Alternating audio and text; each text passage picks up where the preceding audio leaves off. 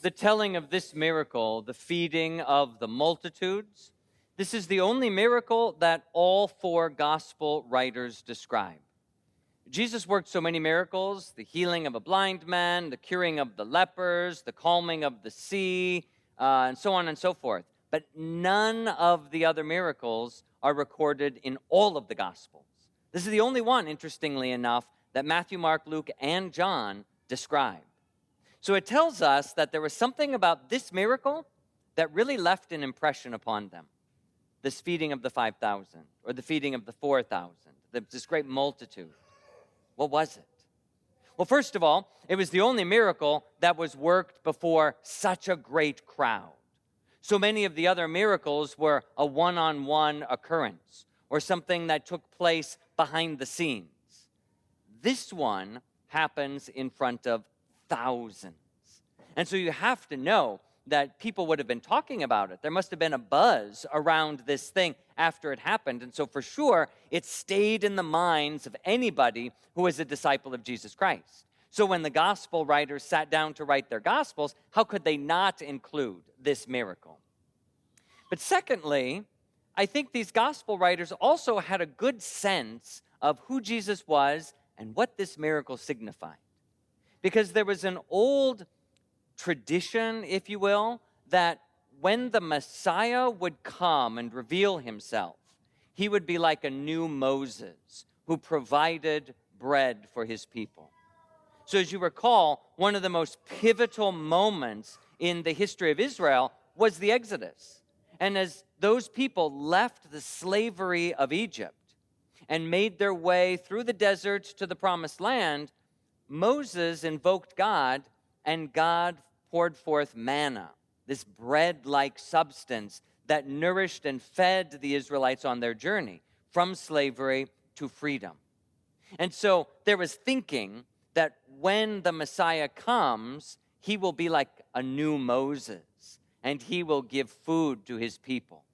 And so when Jesus feeds the multitudes, those who have this historical sense, they look at him and say, the new Moses, the Messiah. This is a sign of everything we have been hoping for, perhaps the sign of the Messiah for us.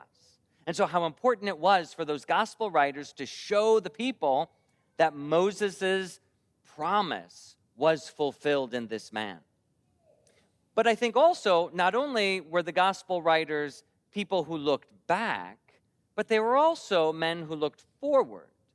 Because remember, this miracle takes place in the early 30s. The Gospels don't start to be written until the 70s, 80s, 90s. And so 50 years will pass between the miracle actually happening and anybody writing it down. So that means for 50 years, those gospel writers have been celebrating the Eucharist.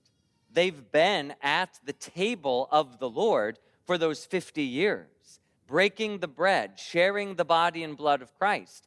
And so they know the significance of what that miracle was pointing to.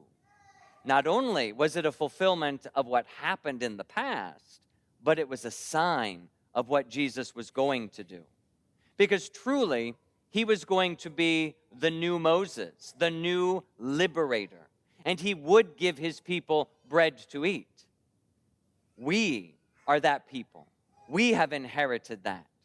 Jesus was no longer going to call down a bread-like substance from heaven, but rather he was going to give us his very body and blood to be the thing that nourished us. That as you and I go on our journey, we need to be fed for that journey. Many of us think, or maybe we have forgotten or we don't realize that as Christians, our homeland here on earth, this isn't it.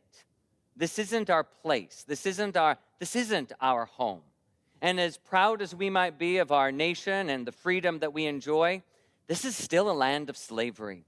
This is still a land of sin and desolation. This place that we live, the United States, the world itself, this is not our home. And we cannot get comfortable here. This is our land of slavery, and we are passing through it. we are waiting to get out of it because our home is in heaven. That is where we are ultimately free. This land is our Egypt, and it is our Pharaoh. And as long as we are here, we will never be completely free. We will always be burdened by the things of the world. We will always be tempted into the things of the world. We will be drawn away from God. And so, as we make our journey through the promised land or to the promised land, the Lord gives us bread to nourish us. He gives us his very body and blood in the Eucharist so that as we consume that Sunday after Sunday, as we feed upon his flesh and blood, we are reminded that nothing on this planet ought to satisfy us, that we cannot truly be happy with the things we find here, that there is something more that we yearn for and that our hearts are longing for. And the more we are fed by the Lord's own body and blood, the more we are changed by him. Or we should be. We should be changed by him. We should become what we eat. That you and I then become truly free persons. We are no longer bound by our temptation.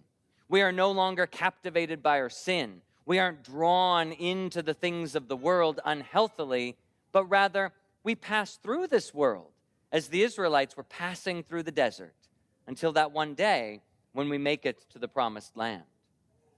The Eucharist then changes us, and it gives us the strength to change us. But what the Lord really does in the gift of his body and blood is he unites us to himself and to one another. Whenever I talk to those people who are in the OCIA, who are becoming Catholic or desiring to be baptized or to make their profession of faith in the Catholic Church, that there's probably no concept in Catholicism that is more central than the idea of communion. That for those of us who are Catholic, communion is everything. Communion with God and communion with one another. And the church bends over backwards to reconcile and bring people together. Because the Lord Jesus intended us to be one body. So every broken relationship, every rupture, every separation, every schism is a grave sin against who God desires us to be. He desires us to be in union with one another. So when there is a broken relationship, that relationship must be healed. It must be repaired. It must be reconciled. We cannot break away and just go in our own direction. That is not of God. That is of the world. That is a slavery to the senses. And so the Lord feeds us with his body and blood to help us overcome that. We want to be joined to him so that our hearts are changed. But at the same time, living in this world, it's tough. There's a lot of distraction, and there's a lot of temptation, and there's a lot of stuff that wants to lead us down other paths. The Lord never intended his disciples to walk alone. He desired us to be in communion with one another as well as with God. Our faith is not a me and God sort of situation. It is a we and God situation. And so we must be united with one another also on this journey, or we're going to get lost. How many times I counsel folks, whether it's in the confessional or just in conversation, about particular sins that they may struggle with. A particular sin, a temptation, something I keep falling into, Father, I don't know how to get out of this, etc., etc. And my first bit of counsel is, have you shared that with anybody other than me in this confessional? Have you told your wife? Have you told your husband? Have you shared with a friend? Do you walk with someone on the journey? If you try to overcome your temptation, your sin on your own, you're not going to be able to do it. Even if you confess it week after week after week, it's not going to go away. We need to be united with one another, and we need the support, the communion of one another. The Lord sent his disciples out 2 by 2, not 1 by 1. And so if we hope to find salvation, if we want to be free of the temptations, of the things that the world gets its claws in us with, then we need to be walking with others in communion with them, sharing our struggles, sharing our temptations, and being merciful and kind to one another to lift each other up on that journey and to be those supports. Anybody who has been addicted and gone through a 12-step process knows if you don't have someone you can reach out to and that you can rely on, you are sunk. And so in the spiritual life too, if we are to be saved, if we are to be free, we have to be in communion. We have to open ourselves up in vulnerability, break ourselves open as this bread is broken upon the altar and shared with one another. This is the path to freedom. In the gift of Jesus' body and blood, he shows us how much he desires us to be united with himself, but also to be united with one another. And so I encourage you to build up every bridge of communion that you can. Wherever there is a rupture, wherever there is something broken, work your best to fix it. Don't look for something new. Don't go down the path of doing your own thing. You will only find more slavery there.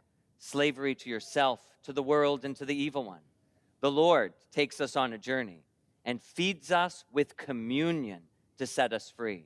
So feast on the love that joins us to God and that joins us to one another, and then you will know what it means to truly be free.